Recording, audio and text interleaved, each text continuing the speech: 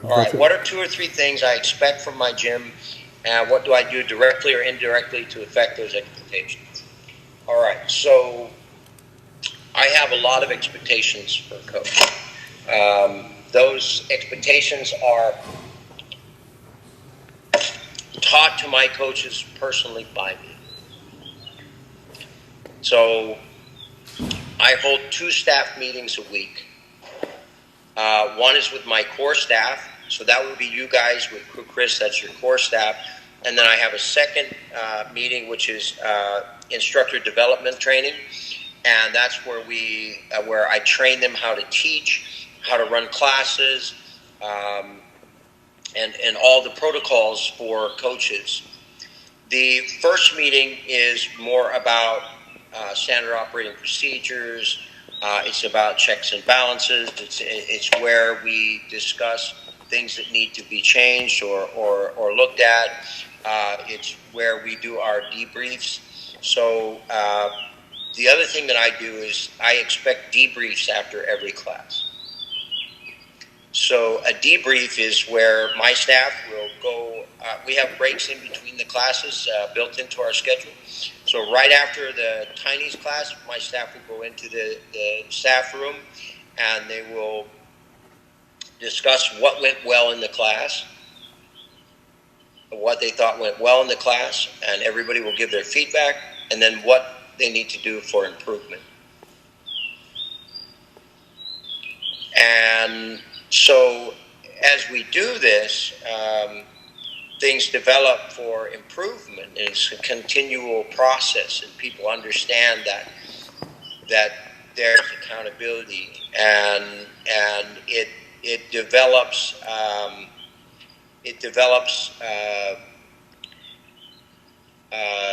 a teamwork. So my staff works as a team because they do these debriefs, and then I'll do a debrief with them, based on the week's performance, or based on how was testing, what went well, what can we do for improvement, how was, this week, how was this month, how was the fights this week, what went well, what can we do for improvement.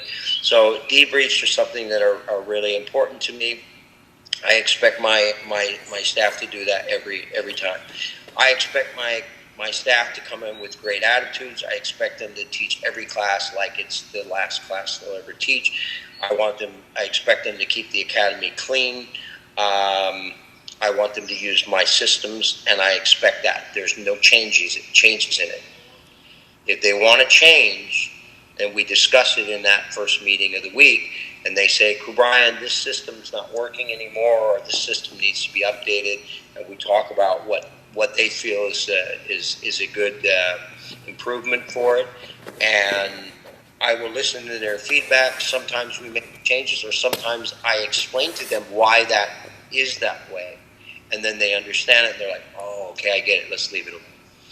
But either way, everybody's constantly learning. The next meeting is our instructor development course, and I go through step by step how to teach classes. Every one of my staff members will start by doing introductory lessons for new members. I feel like this develops the best instructors, because they have this little class that's set. We do it the same way every time.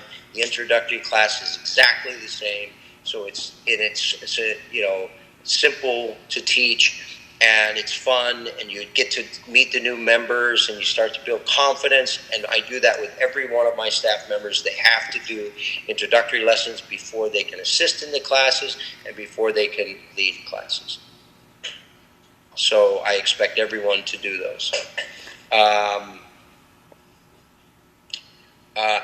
So how do I make sure they meet these expectations? By personally meeting and training my staff. I also have individual calls with every individual core member of my staff each week.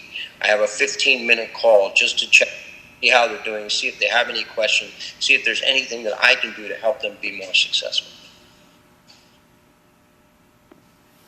So that's what I do to some of the things that I expect, and some of the things that I do directly to affect those expectations. Indirectly, I've already established that standard, and I've already established the standard operating procedures. That's already done. Does that answer your question? Yes. Yeah.